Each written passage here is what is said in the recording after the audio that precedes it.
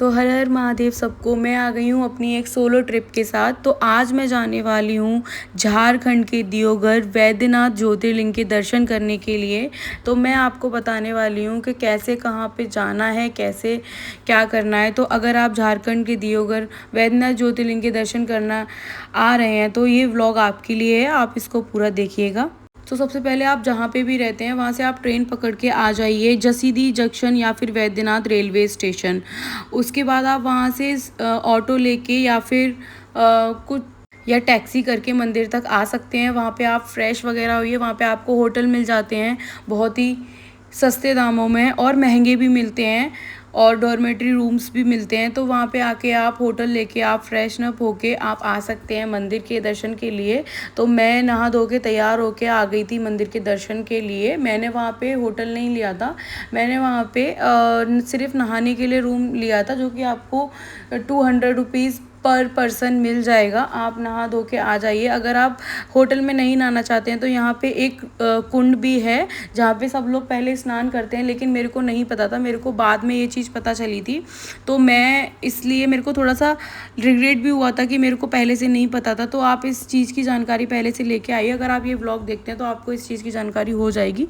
उसके बाद आप वहाँ पे नहा के वहाँ पे आप तैयार होके आप दर्शन की लाइन में लग जाइए। यहाँ पे बहुत भीड़ रहती है दियोघर में, लेकिन जब मैं गई थी तो वहाँ पे कम भीड़ थी।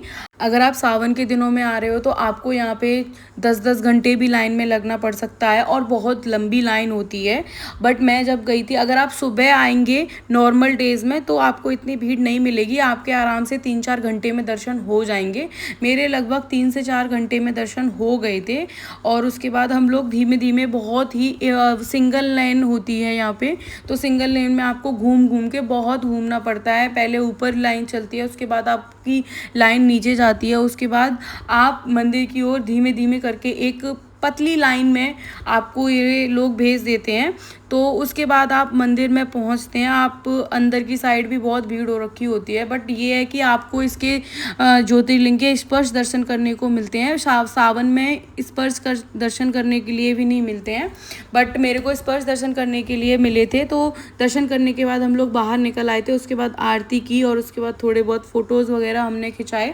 और वहाँ पे आप दर्शन कीजिए। वहाँ पे सबसे अच्छी बात ये है कि यहाँ ये एक ऐसा ज्योतिर्लिंग है जो कि ज्योतिर्लिंग होने के साथ साथ यहाँ पे शक्तिपीठ भी है। तो आप दोनों के दर्शन करिए। मैंने वहाँ पे दोनों के दर्शन किए, प्रसाद लिया, और उसके बाद मेरे को जाना था नेक्स्ट पशुपतिनाथ मंदिर, जो कि वो वैद्यनाथ से 40 किलोमीटर दूर है। वहाँ की जो लोकल ट्रेनें होती हैं वो आपको पशुपतिनाथ मंदिर पहुँचा देंगी। तो आप पहले वैद्यनाथ ज्योतिर्लिंग के दर्शन करिए। अगर आपको वहाँ पे और भी चीज़ें एक्सप्लोर करनी है तो वहाँ पे आप कर सकते हैं। और उसके बाद अगर आप के पास टाइम है तो आप पशुपतिनाथ जरूर जाइए, क्योंकि वैद्यनाथ ज्योतिर्लिंग का दर्शन करने के बाद अगर आप पशुपतिनाथ के दर्शन नहीं करते हैं तो आपकी जो यात्रा है वो अधूरी मानी जाती है। इसीलिए आप पशुपतिनाथ के दर्शन जरूर करिए। मैंने वैद्यनाथ ज्योतिर्लिंग के दर्शन कर लिए थे और मैं आके बैठ गई थी, थोड़ा रेस्ट किया था मैंने, और उसके बाद मैं वहाँ से निकल आई थी। और मैंने ये इयररिंग्स भी वहीं से लिए थे क्योंकि मेरे पास कुछ था नहीं, और ये लेने के बाद, ये तिलक वगैरह लगाने के बाद मेरे को इतना सुकून मिला था।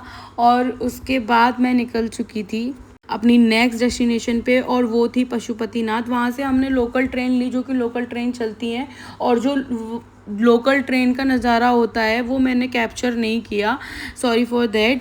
वो मैं आपको दिखाती तो वो वहाँ का बिल्कुल एकदम गांव वाला एरिया होता है, वहाँ पे बिल्कुल कुछ नहीं होता है। जब हम ट्रेन से जाते हैं, वहाँ के लोकल लोग जो होते हैं वो उसी ट्रेन से ट्रैवल करते हैं, वहाँ पे आपको कुछ भी नहीं मिलेगा। तो आप कोशिश करिए कि आप दिन में ही पशुपतिनाथ पहुँच जाएँ, और रात तक वहाँ से लास्ट ट्रेन 9:30 की होती है। तो आप कोशिश करिए कि आप दर्शन करके वहाँ से जल्दी निकल आएँ, क्योंकि अगर आप वहाँ पे एक बार चले गए तो वहाँ से लौटने का कुछ भी ऐसा कोई इंतज़ाम नहीं है। आपको या तो पर्सनल टैक्सी करनी पड़ेगी, जो कि मुझे नहीं पर्सनली लगता है, कि मैं एक लड़की हूँ और मैं सोलो ट्रैवलर हूँ तो मेरे को नहीं लगता कि वो सेफ़ होगी। तो इसीलिए आप, अगर आप लड़की हो के सोलो ट्रैवलर हो या आप लड़के भी हो, कोई भी हो, तो आप कोशिश करिए कि आप वहाँ पे दिन में ही पशुपतिनाथ के दर्शन करके दोबारा जसीडीह जंक्शन लौट आएँ। और उसके बाद हमने पशुपतिनाथ के दर्शन किए, जो कि रात को बहुत ही सुंदर लग रहा था। उसके बाद मेरे को दूसरे दिन ट्रेन भी पकड़नी थी, इसीलिए मैं वहाँ से जल्दी जल्दी दर्शन करके रात को वो 7 बजे दर्शन खुल गए थे। और दर्शन करने के बाद मैं वहाँ से जसीडीह जंक्शन लौट आई। और जसीडीह जंक्शन से मैंने अपनी ट्रेन ली वापस प्रयागराज के लिए, क्योंकि मैं जब दिल्ली आई थी तो दिल्ली आने से पहले मेरे पास टाइम था 1 दिन का, तो मैंने सोचा क्यों ना मैं प्रयागराज घूमते हुए चलूँ। तो मैं लौट के डायरेक्ट दिल्ली नहीं आई, मैंने वहाँ से प्रयागराज की ट्रेन ली, जो कि रात के लिए थी। तो ओवरनाइट ट्रेन जर्नी करने के बाद मैं सुबह पहुँच गई थी प्रयागराज, जो कि मेरी ट्रेन जो थी प्रयागराज पहुँचने वाली थी। इसीलिए मैंने सोचा कि मैं थोड़ा सा ट्रेन में तैयार हो जाऊं, तो मैं ट्रेन में ही तैयार होने लग गई। ट्रेन में तैयार होने के बाद मेरे को जाना था प्रयागराज। वहाँ से प्रयागराज घूम के 1 दिन बिता के प्रयागराज पूरा प्रयागराज मैंने एक्सप्लोर किया था, जो कि आप आगे वीडियो में देखोगे।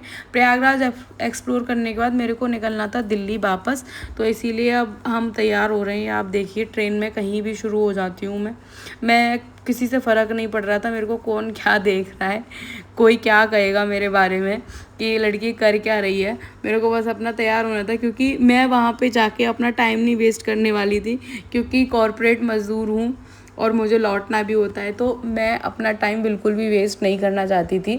मेरे को ऐसा लग रहा था कि मैं यहीं ट्रेन में तैयार हो जाती हूँ, अगर मैं नीचे उतर के जाके तैयार होंगी तो मेरे को और टाइम वेस्ट होगा, इसीलिए अभी यहीं पे तैयार हो जाती हूँ। और वहाँ जाके सीधा नहाना है और भी बहुत सारी चीज़ें एक्सप्लोर करनी है, जैसे कि त्रिवेणी संगम, बड़े हनुमान मंदिर, आलोपी देवी शक्तिपीठ, प्रयागराज किला, अक्षयवट, पातालपुरी मंदिर और सरस्वती कूप।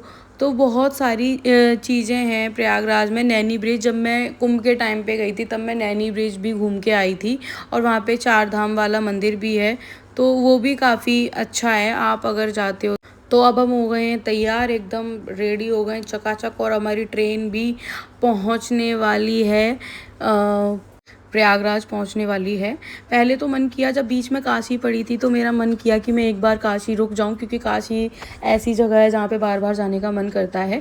लेकिन मेरे को प्रयागराज जाना था, तो मैं प्रयागराज आ गई थी। और प्रयागराज आते ही मौसम जो है बिगड़ गया था। ये आप देख सकते हैं, पानी की लहरें इतनी तेज़ हो गई थी, और लहरें तेज़ होने की वजह से वहाँ की जो बोट थी वो बंद हो गई थी। और मेरे को थोड़ा सा डिसअपॉइंट हुआ इस चीज़ को, क्योंकि मुझे बोट में जाना था, और जो त्रिवेणी संगम है जहाँ पे बोट लेके जाती है, वहाँ पे बीच में जब हम नहाते हैं मेरे को वहीं पे ही नहाना था। लेकिन जब मैं वहाँ पहुँची, तो जब मैंने वहाँ पे पूछा कि आप जाएंगे या नहीं, तो उन लोगों ने मना कर दिया था, क्योंकि वो फिर बहुत ज़्यादा रिस्की था। तो फिर हमने घाट पे ही नहाया, हालांकि वो भी पास में ही है, त्रिवेणी संगम ही था, लेकिन जो वो वहाँ पे बीच में ले जाके दिखाते हैं वो बिल्कुल एकदम क्लियर दिखता है।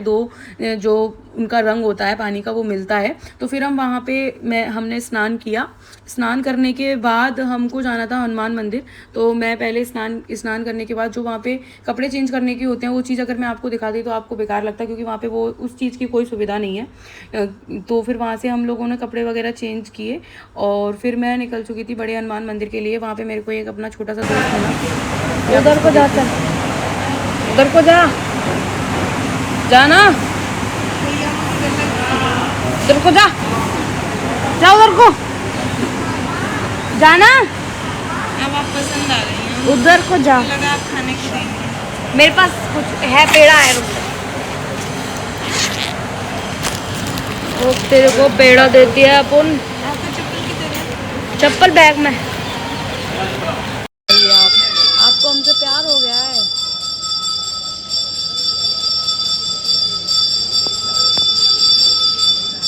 चला जा यहाँ से, मैं बता रही हूँ यहाँ से चला जा। फिर उसके बाद हमने बहुत प्यारे दर्शन किए बड़े हनुमान जी के। हमने आरती भी देखी थी, क्योंकि हम बहुत देर से वहाँ पे वेट कर रहे थे। हमने कम से कम 1 से 1.5 घंटा वहाँ बैठ के वेट किया, और वेट करने के बाद हमको बहुत ही ज़्यादा प्यारे दर्शन हुए। उसके बाद मैं गई थी अक्षयवट वृक्ष को देखने के लिए, पातालपुरी मंदिर, सरस्वती कूप। और ये सब देखने के बाद मेरे को वहाँ पे काफ़ी सारी लड़कियों का ग्रुप मिला था जो कि वो वहीं की लोकल थी। तो उन लोगों के साथ ऐसे ही घूमते घूमते, क्योंकि सोलो ट्रैवलिंग में तो आपको पता ही है बहुत सारे स्ट्रेंजर्स मिलते हैं, और वो बहुत ही अच्छी थी लड़कियां। और उसके बाद उन लोगों के साथ घूमने के बाद मैं गई थी आलोपी देवी शक्तिपीठ। उस टाइम पे नवरात्रे चल रहे थे जब मैं गई थी, तो वहाँ पे काफ़ी भीड़ थी और बहुत अच्छा था। तो अगर आप भी वैद्यनाथ आने का प्लान कर रहे हैं तो वैद्यनाथ आने के बाद एक बार प्रयागराज होते हुए ज़रूर आइएगा। तो इसी के साथ इस व्लॉग को यहीं ख़त्म करते हैं। अगर व्लॉग पसंद आया है तो पता है ना क्या करना है, लाइक करना है, कमेंट करना है, शेयर करना है और सब्सक्राइब करना नहीं भूलना है। Bye bye. हर हर महादेव।